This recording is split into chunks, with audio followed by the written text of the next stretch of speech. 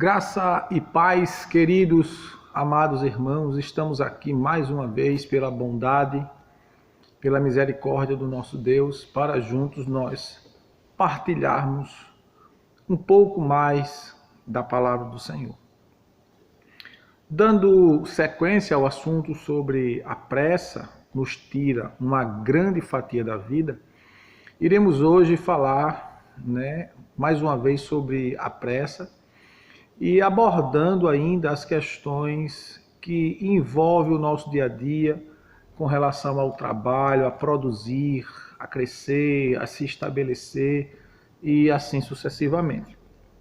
Então eu gostaria que vocês analisassem Eclesiastes capítulo 2, encontra-se uma posição intermediária que reconhece tanto as alegrias quanto as dores do trabalho, no qual nós devemos evitar os extremos. E sempre o ponto de equilíbrio será a palavra de Deus, né? O crente não deve se apegar demais, o cristão não deve se apegar de forma demasiada ao trabalho, pois a verdadeira fonte do significado da sua existência, de sua vida, deve sempre ser a pessoa de Deus. Porque por ele vivemos, respiramos e existimos, não é? Disse o apóstolo Paulo.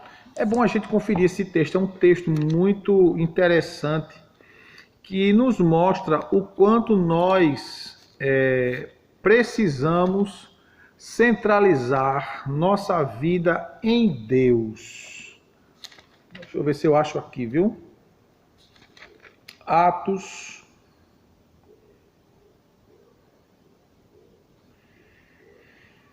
capítulo 17 de Atos. Capítulo 17 de Atos, verso 28, quando Paulo diz: pois nele vivemos, nos movemos e existimos. Nele vivemos, nos movemos e existimos. Então a gente depende completamente, essencialmente de Deus. E o nosso foco deve ser e estar sempre em Deus. Se nós focalizarmos a nossa vida unicamente em Deus, na pessoa de Deus, entendermos um pouco sobre a pessoa de Deus, porque evidentemente nós não conseguiremos conhecer a Deus 100%. Já diz a Escritura: quem conheceu a mente de Deus para que pudesse o instruir, não é? O patriarca Jó, no capítulo 34, se não me falha a memória, vamos ver Jó 34. Jó, ele faz referência também a isso que Paulo diz. Não é? Bora ver aqui, Jó.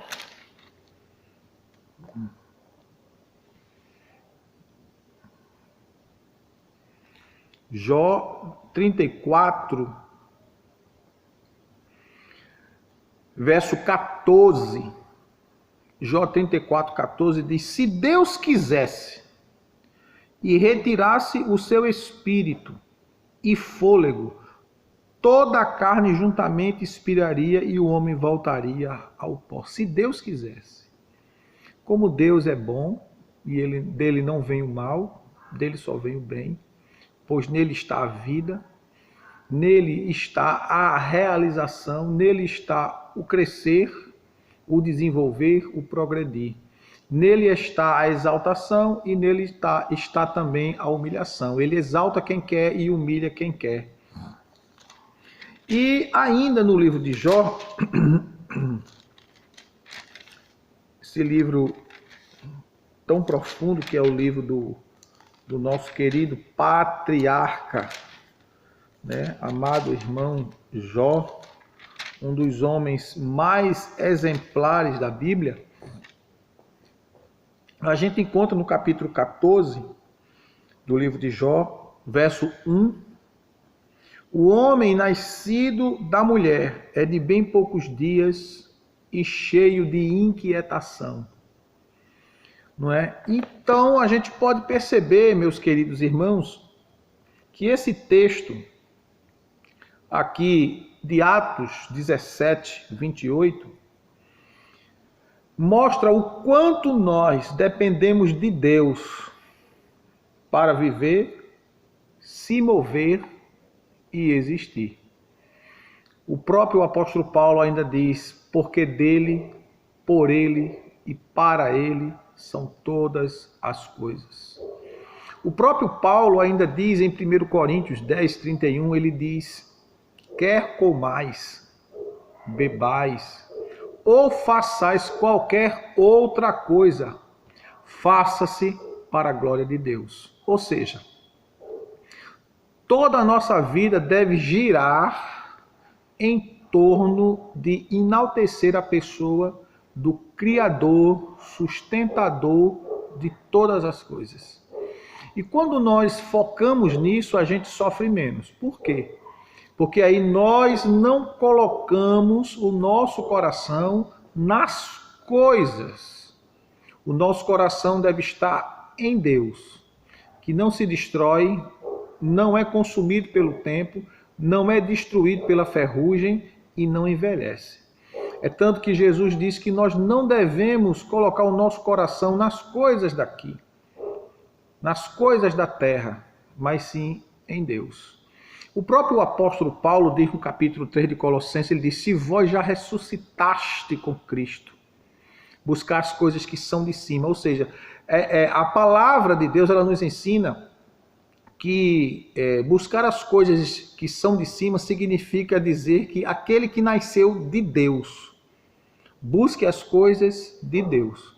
Agora, trazendo um ponto aí, um parêntese, é aí que a gente deve ter equilíbrio nas questões materiais. Não perder o foco de Deus, mas não deixar de organizar, de ter o cuidado com a chamada mordomia da vida. Isso é importante. E a mordomia da vida, ela nos leva a ter termos, critérios muito analíticos com relação ao cuidado, que a palavra grega é oikonomos, é a palavra grega para mordomia, é o cuidado com as coisas que Deus nos deu para a gente desfrutar, é ter o cuidado no uso, mas não amar as coisas. Jesus disse que nós não devemos buscar as coisas, mas buscar o reino de Deus em primeiro lugar. E as coisas vêm em consequência disso, né? Então, quando a gente busca o reino, as coisas vêm, porque o reino de Deus ele deve ser prioridade na nossa vida. E diante disso, Salomão, no livro de Eclesiastes, capítulo 2 do livro de Eclesiastes, ele traz uma série de ensinamentos muito forte, muito contundente, muito realista para nós, homens. Pelo menos para mim, a palavra de Deus, cada vez que eu leio, ela mexe comigo, ela chama a minha atenção, ela me prende, ela me confronta, ela mostra o quanto eu sou falho, o quanto eu sou fraco e o quanto eu dependo, necessito, careço de Deus em todas as áreas da minha vida.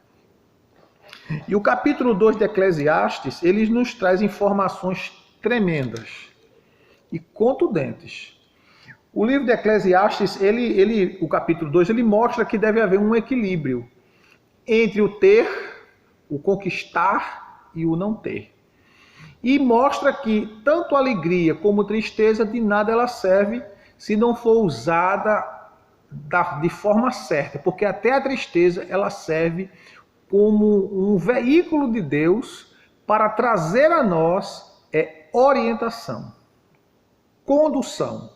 Quando nós colocamos até a nossa tristeza, ela deve estar alinhada com aquilo que a palavra de Deus diz. Então a gente vai analisar o capítulo 2 do livro de Eclesiastes, não é? E ver o que é que Salomão traz com relação ao trabalho e à pressa. Ao que o trabalho traz e ao que o trabalho não traz.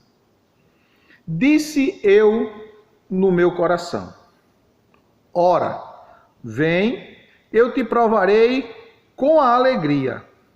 Portanto, desfruto o prazer. Mas também isso era vaidade. Do riso, da risada, disse ele: está doido. E da alegria, ele disse: do que me serve a alegria? Busquei no meu coração como estimular com o vinho a minha carne, regendo-me, porém, pela sabedoria, e como me apoderar da loucura até ver o que seria melhor que os filhos dos homens fizessem debaixo do céu durante o número dos dias de sua vida. Então, a gente aqui, analisando esses 3 primeiros versículos do capítulo 2, Salomão ele começa a sua narrativa perguntando, fazendo algumas perguntas, trazendo algumas afirmações também, quando ele pergunta: de que serve o riso, a risada? É como uma loucura. E a alegria, ela serve de quê? Quantas pessoas elas são levadas, muitas pessoas são levadas pelos seus momentos, né? Tristeza ou alegria? Quando está muito triste, perde o sentido da vida, quer morrer, não quer mais viver, se isola. E diante desse contexto, as pessoas que vivem em função de uma emoção ou de um sentimento de estar constantemente em um estado de constante alegria, não é? E a palavra de Deus diz que nós devemos analisar os 2 pontos, a alegria e a tristeza. E a recomendação, pasmem, amados irmãos, é que a Bíblia recomenda que é melhor a tristeza do que a alegria. Por que isso? Porque nós não devemos basear, alicerçar, fundamentar o nosso comportamento, as nossas atitudes, de acordo com aquilo que a gente sente. Nós devemos basear as nossas atitudes, a nossa condução, o nosso comportamento naquilo que a Bíblia diz, os princípios de Deus. Não é? E diante desse fato, o próprio Salomão responde a esta pergunta quando ele diz: de que me serve a alegria? E lá no capítulo 7 do mesmo livro de Eclesiastes, o versículo 3 e o versículo 4, Salomão diz: melhor é a tristeza do que a risada, porque com a tristeza do rosto se faz melhor o coração. O coração dos sábios, veja bem, está na casa do luto, mas o coração dos tolos está na casa da alegria. Então, não parece uma contradição? Parece, mas não é. O que Salomão está querendo dizer é que as pessoas que vivem em função de momentos de alegria, elas terão com certeza uma vida improdutiva, porque vai viver em função de momentos de satisfação. E momentos de satisfação não é felicidade. Felicidade é quando nós depositamos em Deus todo o nosso ser. Como eu citei no começo do vídeo, porque dele, por ele e para ele são todas as coisas. Paulo diz, repetindo o texto de Atos 17, 28, por ele vivemos, existimos e respiramos, nos movemos. É por ele. Nossa razão é ele. Nosso motivo é ele. Tudo é ele. Ele quem? Deus. Não há outro. Você pode e deve amar a sua esposa como a si mesmo. Cuidar dela, tratar dela, fazer tudo por ela, como a palavra de Deus nos ensina. Vós, maridos, amai vossas mulheres, assim como Cristo amou a igreja e a si mesmo se entregou por ela. Então, aí a Bíblia fala do sacrifício do marido pela mulher, que ele deve se sacrificar por ela e assim sucessivamente. Mas todo esse sacrifício que o marido faz por ela, o texto bíblico diz que ele faz isso para apresentar ela para si mesmo. Então o cuidado que o marido tem com a mulher é visando ele também. E o cuidado que Deus tem conosco, o amor que Deus tem para conosco, nós não podemos devolver nada a Deus. O que é que Deus precisa? O que é que a gente pode dar a Deus? O que é que podemos fazer por Deus? Nada. Deus não precisa de mim, Deus não precisa de você, Deus não precisa de nada. O que Deus faz e o que Deus fez por nós foi por amor. Ele fez porque Ele nos ama. É tanto que a palavra de Deus diz que é pela graça que Ele se manifestou, que Ele derramou o seu sangue. É pela graça que Ele nos deu Cristo. É pela graça revelada em Cristo que hoje eu estou aqui. Porém, o que tem acontecido com a raça humana, com a sociedade, com os homens em si, é que os homens, dentro do seu pouco tempo de existência, como a gente citou Jó 14 primeiro, que o homem nascido de mulher é de bem poucos dias e cheio de inquietação, é que as inquietudes que o homem tem, todas elas é porque eles querem ser, quando na verdade nós não somos nada. É tanto que o texto sagrado diz que existe algumas coisas que nós somos. O que é que nós somos? Cooperadores de Deus. 3:9 de 1 Coríntios. A gente coopera com Deus.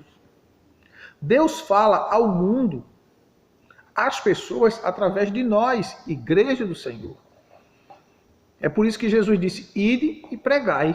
O evangelho é a voz de Deus falando para a humanidade.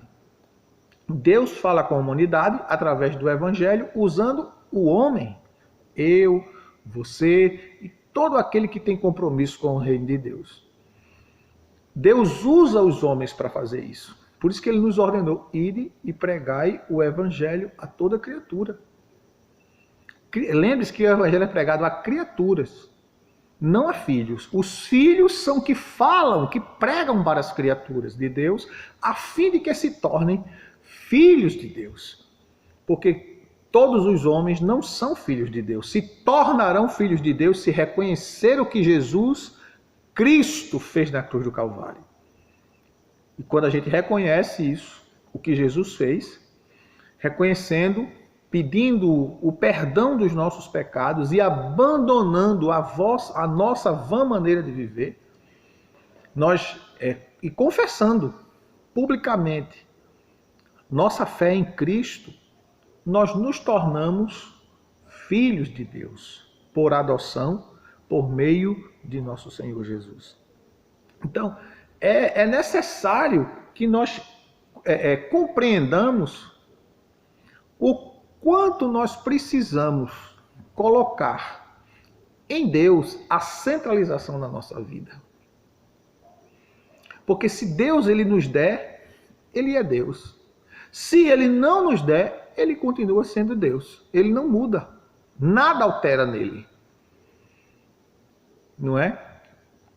E nós precisamos entender, irmãos, que quando nós nos colocamos como dependentes de Deus, é termos a certeza de que para ele não há crise, não tem crise, não há dificuldades para Deus. Não há. Porque ele não conhece o impossível. Tudo é impossível a nós, mas a Deus não. A Deus tudo é possível. Porém, muitas vezes, como nós vivemos o ser humano, ele está mais atrás do ser, né, do que do ter. Aliás, do ter do que do ser. ele quer ter posição, ele quer ter dinheiro, ele quer ter destaque, ele quer ser ovacionado, amado, adorado. Ele está mais preocupado com isso do que realmente servir a Deus, ser filho de Deus, ser seguidor de Deus, ser amado de Deus. Então, como isso tem consumido os homens pela questão da posição, do status, não é? Isso tem impedido que o homem consiga enxergar muitas coisas relacionadas à pessoa de Deus. Por isso, quando Deus envia Jesus para resgatar os homens para si mesmo, porque Deus estava em Cristo, conforme diz 2 Coríntios capítulo 5, verso 19, Deus estava em Cristo, reconciliando consigo o mundo, não lhes imputando os seus pecados, mas trazendo o ministério da reconciliação. É tanto que Isaías 53 diz que a manifestação de Jesus a nós, homens, ela foi tão rejeitada porque os judeus esperavam um Cristo que viesse de uma família rica, olha a visão, rica, do setor político, do lado político da nação de Israel, um homem de boa, né, de uma estatura relevante, de uma boa aparência, para livrar o jugo romano de Israel. No entanto, Jesus é manifestado aos homens através de uma mulher pobre, ele é gerado, o pai dele também pobre, porque era um carpinteiro, um homem simples, um homem humilde. E Jesus, a Bíblia diz que ele não tinha aparência, homem de quem os homens escondiam o rosto, não tinha aparência nem formosura. Quando olhávamos para ele, beleza alguma víamos para que o desejássemos. Deus se manifesta em Jesus de uma forma simplória, sem status, dentro do contexto da visão da raça humana. Dinheiro, poder, não é? Grandes amizades, um ciclo de amizade grande que poderia ou pode influenciar o mais alto escalão da sociedade. Não, Jesus veio, nasceu de uma mulher simples, morou em uma favela chamada Nazaré, e de lá, da sua simplicidade, falando as verdades divinas, se tornou o maior pregador das verdades que o homem precisava ouvir. E instituiu o reino de Deus na terra. Manifestou amor, graça e beleza. Tudo de uma forma simples. Não sem ostentação, sem apresentação de riquezas, de bens materiais, sem valorizar essas questões do ter, mas olhando sempre a questão daquilo que a pessoa realmente é, não é? Não importando sua cor, sua raça, sua condição financeira, seu status social. Jesus ele conseguia ver aquilo que estava dentro do homem, não aquilo que estava fora do homem. E essas coisas que têm feito com que os homens eles percam o sentido da vida, porque na medida que eles têm, eles gostam de serem exaltados, de serem procurados, a ponto das pessoas se humilharem a ele e ele poder dar alguma coisa, e muitas vezes dão alguma coisa, fazem alguma coisa com o sentido de receber algo em troca, seja de uma forma por influência, por gratidão, por obrigação, ou até mesmo com más intenções. E essas coisas, a palavra de Deus aqui, como nós estamos vendo, nos aprendendo com aquilo que Deus tem deixado para nós, que é a sua palavra, que nós precisamos entender que nós não devemos nos guiar por um sentimento. seja ele de alegria ou de tristeza. Mas a nossa forma de se conduzir, de se orientar, como Cristo nos ensinou em João 17:17, é a palavra. É ela que nos traz a santidade, é ela que nos traz um sentido, um norte, uma orientação. Lâmpada para os meus pés é a tua palavra e luz. Ela ilumina para que a gente possa tomar as decisões dentro de um contexto bíblico, entregando o nosso caminho, a nossa vida a Deus, ao Senhor, confiando nele, e ele irá fazer tudo que é necessário. E diante daquilo que Salomão nos revela no capítulo 2 do livro de Eclesiastes, que nós estamos analisando, o versículo 10 do capítulo 2, Salomão diz: tudo o que desejaram os meus olhos não lhe neguei, nem privei o meu coração de alegria alguma. O meu coração se alegrou por toda a minha obra, e essa foi a minha recompensa de todo o meu trabalho. Ou seja, ele não poupou nada, tudo que ele viu, tudo que ele desejou, ele foi em busca, ele foi atrás, ele conquistou, ele adquiriu. Mas, diante de todas as conquistas que Salomão teve, ele passou a contemplar, a analisar tudo que ele fez, tudo que realizou, tudo que desenvolveu, todo o trabalho, tudo que produziu, e no final de tudo, Salomão conclui aqui, do capítulo 2 de Eclesiastes, 2 textos que fecham a forma dele ver, de interpretar, de entender o contexto de tudo aquilo que ele pôde ser, fazer, produzir, realizar. Verso 17 do capítulo 2. Ele diz: assim odiei esta vida, porque a obra que se faz debaixo do sol me era penosa. Tudo é vaidade e aflição de espírito. Então odiei todo o meu trabalho em que trabalhei debaixo do sol, visto que eu havia de deixá-lo ao homem que viesse depois de mim. E no verso 24, depois dessas afirmações de trabalhar, de conquistar, de fazer, que diz a Escritura que antes de Salomão não houve, e depois de Salomão não haveria homem tão sábio, tão capaz quanto ele com relação à sabedoria. E Salomão culmina nesse capítulo, no verso 24, ele diz que não há nada melhor nesta vida para o homem do que comer, beber e fazer que a sua alma se alegre com o bem do seu trabalho. Ele diz: então vi que isso vem da mão de Deus. Comer, beber e fazer que a sua alma se alegre com o seu trabalho.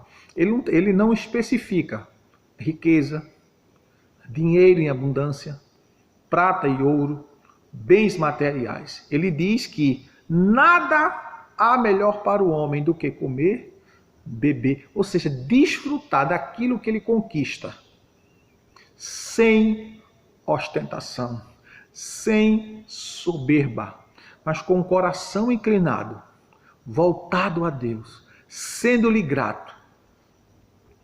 Não é? E diz ainda o capítulo 2 de Eclesiastes, ele conclui esse capítulo: ao homem que é bom diante dele, Deus dá sabedoria, conhecimento e alegria. Ao homem que é bom diante dele. Mas aí vem a pergunta: não há ninguém bom, porque bom é Deus.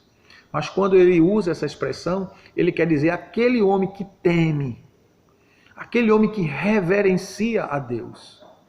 Deus lhe fartará de dias, terá uma vida longa. E o Senhor o poderá fazê-lo prosperar, como fez Abraão, como fez com Jó, como fez com Daniel, como fez com tantos outros homens. Mas que se você ler as histórias deles, homens em que seu coração estava sem 100% voltado a Deus. E a Bíblia nos recomenda, meus queridos, que dentro desse contexto da pressa, da aflição, para realizar tantas coisas durante o dia, a gente precisa olhar os pontos, verificar os propósitos que há no nosso coração, porque a Bíblia diz que o Senhor dará a recompensa daquilo que está no nosso coração. Mesmo que Deus permite, lembre-se, Deus permite que o ímpio prospere. Não significa que Deus o abençoe. Porque a bênção do ímpio, que a prosperidade do ímpio, não quer dizer que Deus está abençoando, Deus está permitindo. Diz a Sagrada Escritura que Deus faz o sol dele nascer sobre justos e injustos. Ou seja, sobre os crentes e sobre os não crentes. Então Deus dá oportunidade a todos os homens, mas aos que lhe servem, aos que lhe amam e aos que lhe seguem, Deus lhe dá a capacidade pelo Espírito Santo de entender esse contexto, a fim de que nós não soframos desnecessariamente. Portanto, meus amados irmãos, vamos voltar o nosso coração para Deus, porque Deus é que cuida de mim, cuida de você. Deus usa as pessoas, Deus usa as situações, Deus usa momentos da nossa vida, que mesmo que nós possamos ver completa derrota, Deus transforma aquilo em ensino, Deus transforma momentos de tristeza, de decepção em alegria, Deus transforma momentos de escassez em fartura, e de tudo isso, Deus nos ensina uma lição. Que nós devemos colocar nossa vida nele, só nele. Porque ele deve ser o centro da minha, da tua e da nossa vida. Porque ele é o amor maior. Amarás ao Senhor teu Deus de todo o teu coração, de toda a tua alma, com todo o teu entendimento. E assim, amados, mais uma vez, chegamos ao fim deste vídeo. Que Deus te abençoe, que Deus te faça prosperar, que o Senhor te faça crescer em tudo, naquele que é o cabeça de todas as coisas. Vamos orar, agradecendo a Deus por este momento maravilhoso que Ele nos dá. Lembrando a você que nós estamos aqui, aguardando. Se você quiser vir presencialmente, venha, ou entre em contato comigo pelo meu telefone, pelo meu número. Visite a Igreja Batista Missionária Aliança, aqui em Água Fria, Recife, Pernambuco, na rua São Joaquim do Monte, número 66. Eu sou o pastor Silvio Vieira, vosso servo. Querendo Deus, em breve estaremos fazendo o próximo vídeo. Vamos orar? Querido Pai, obrigado pela oportunidade de estar aqui, pela oportunidade de falar a Tua palavra, pela oportunidade de alcançar, Senhor, milhares de vidas e de corações. Que o Senhor abençoe a todos que poderão assistir, Senhor, este vídeo, entrando em suas casas, abençoando, Senhor, cada marido, cada esposa, cada filho, cada filha, abençoando, Senhor, cada lar. Que o Senhor traga prosperidade, que o Senhor traga paz, que o Senhor traga consolo, conforto e ânimo diante deste mundo atribulado, diante deste mundo perverso, maligno. Mas o Senhor continua sendo o dono de tudo e de todas as coisas. Abençoe a minha vida, abençoe a minha família, a minha casa, abençoe este ministério, abençoe esta igreja e as ovelhas deste aprisco, Paizinho. No nome de Jesus eu te agradeço, Pai, hoje e sempre. Amém. Que Deus te abençoe. Até a próxima, se Deus quiser.